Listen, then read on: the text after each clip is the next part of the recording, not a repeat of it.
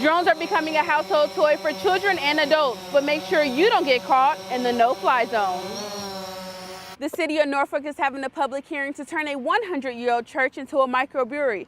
However, residents right across the street from the church said they don't want the traffic or the intoxicated people it'll bring. Packages like these have started to disappear off of neighborhood porches, what police want you to know in order to be safe from thieves. Great food and entertainment, the Waterside District is back and better than ever, bringing social hour to new heights. A woman was getting ready to take off for work Tuesday morning when she got an unpleasant surprise. She got in her car, looked in her rearview mirror, and saw a man sitting in her back seat. A 37-year-old man was shot dead this morning just hours before the doors opened at Cavalier Manor Recreation Center. Now parents say they're concerned for their children's safety. Here's where a mother of two was walking along NC 168 when she was struck by a vehicle from behind. Now family members say she's in the hospital fighting for her life. She didn't deserve it. Definitely not. Just 4 days before Brandy Denton's 31st birthday, her sister Tara received the call that Brandy had been hit by a car. It was not a phone call I was expecting. I was dead asleep and I woke up to that, and it was about the worst call I could have got. Brandy was walking along NC 168 near Ralph's grocery store when the man pulled over to see if Brandy needed a ride.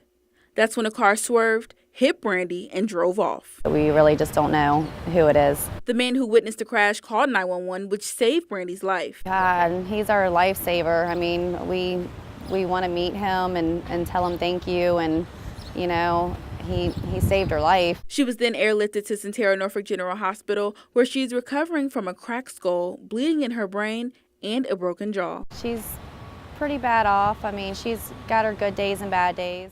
Brandy's 15-year-old daughter says she hasn't left her mom's side since the crash. Yeah, I've been here every day. I stayed the night last night with her.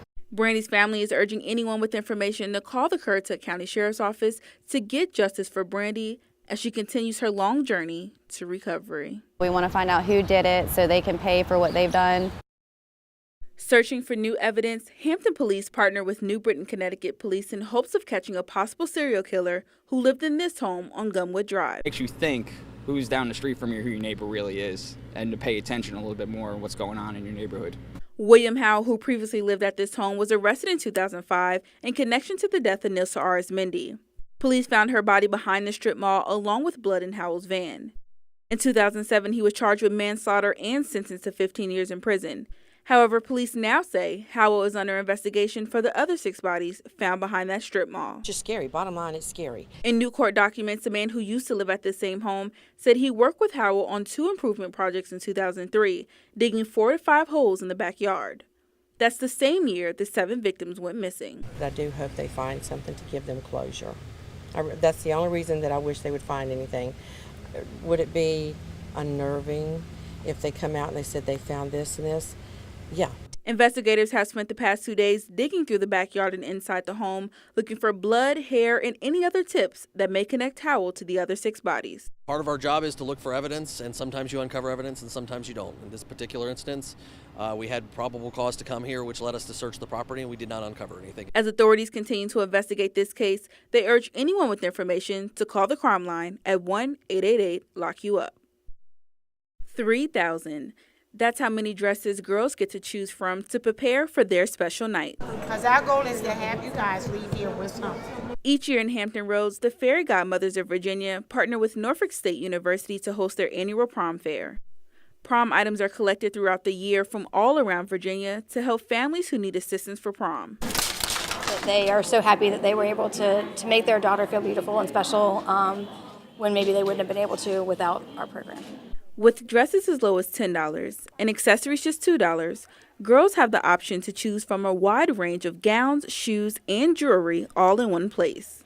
Different materials definitely determine whether they fit you right or wrong. I spoke with a mother who says the experience has been exciting for her daughter. I'm excited for her. You know, you want your daughter to have the best and enjoy her time, and the fact that she could do this and enjoy it, it's a blessing. To participate in the prom fair, girls must be a high school junior or senior with a valid school ID, and they're allowed to choose one dress to make them look like the belle of the ball.